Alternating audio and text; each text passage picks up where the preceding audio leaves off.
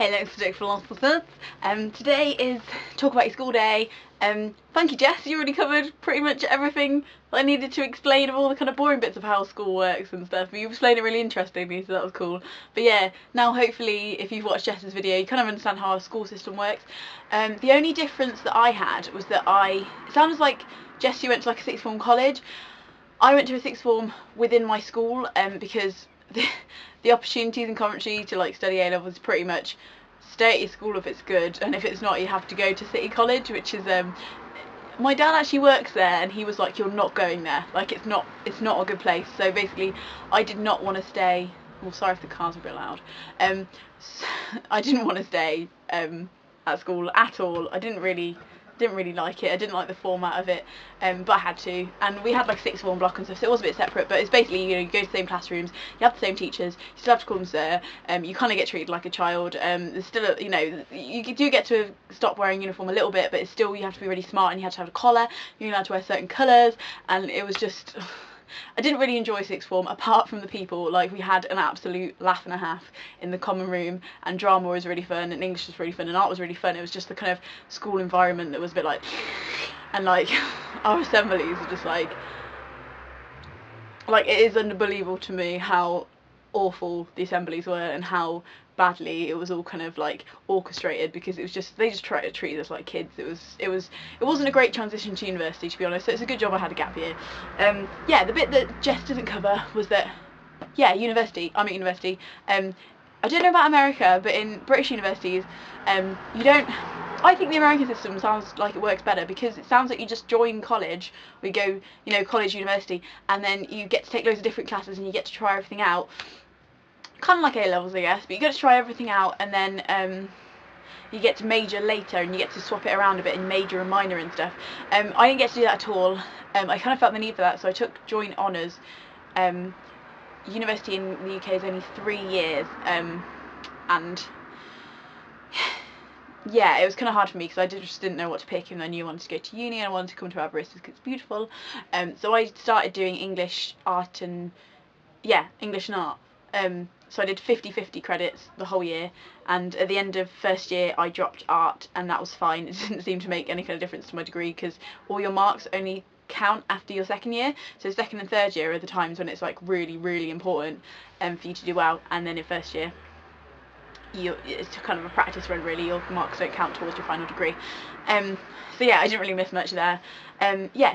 University, you go for 3 years, you do loads of credits, but they all have to be in your department. Sometimes you can take stuff from other departments, but generally you'll be missing out on really important stuff in your department. And I had thought about doing film modules and stuff, but the stuff I would have missed out on was pretty vital, so you don't have many credits to spend, so you really do need to spend them in your department, so you kind of need to be certain about what you're doing.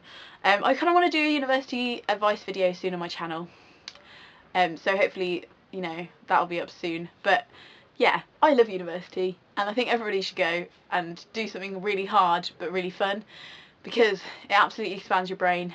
And I think I'm a lot more of a forgiving person now. I've spent 3 years thinking about how everybody else must feel using literature. So yeah. Secondary school, I ended up actually going to a Christian school. Basically, it was the only school in the city that you could go to where you'd probably get the same marks as the private schools. Every city has private schools and public schools. Public schools are free.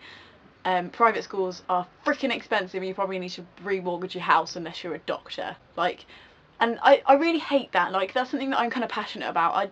I don't like the fact that some people can pay for their education to be better for their children, and other people can't do that, even if their children are really intelligent. Yeah, there are scholarships, but it's not the same, and it just sucks that that's. I don't blame parents for paying for their kids to go to secondary school, because yeah, some of the secondary schools are genuinely shit, and like, if I'd have gone to the one that I was in the catchment area for, like, I don't know if in America, but in Britain we have catchment areas, so if you have a certain postcode, you can only really go to a certain school unless you move.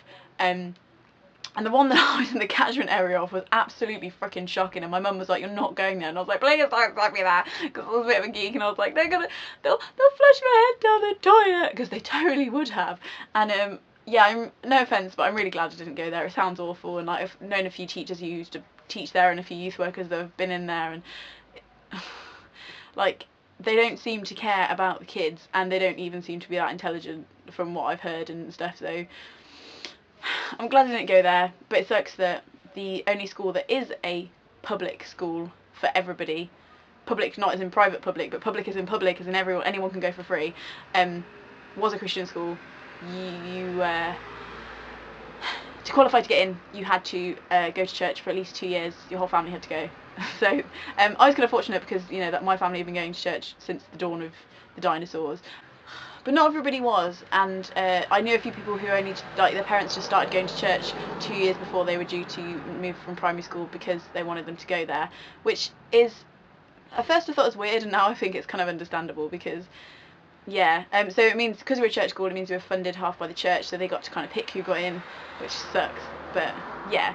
But I don't know, I think maybe I had a little bit more of a privileged kind of schooling. The school I went to was a bit of a bubble, yeah, and everyone was probably less bullying and less of everything else, but there was still freaking loads of it. I remember we got every single vicar's son and daughter in the whole freaking city in that school, okay? It wasn't a special thing if somebody was like, oh yeah, my dad's a vicar, you'd be like, okay, cool, because most people's were, and trust me, it goes one of two ways. The ones that go a certain way are absolutely mental. Like, I knew this guy who used to sit at the back of school. He, like, one of my friends, well, yeah, friends, used to sit at the back of school. He was a vicar's son, and he used to systematically rip like pages out of the Bible and smoke them every single lunchtime.